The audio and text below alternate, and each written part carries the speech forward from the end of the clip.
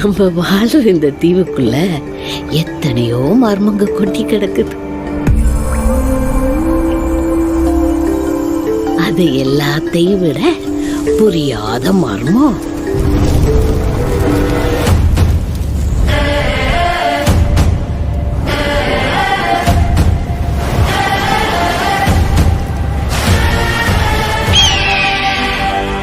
விருந்தருந்த வாரீரோ.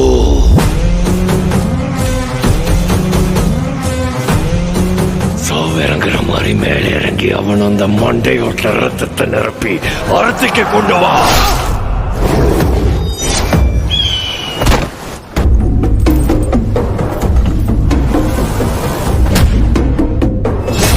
பத்தென்ற சொட்டு சொட்டுறதுக்குள்ள கங்குவா இங்க வரணும்.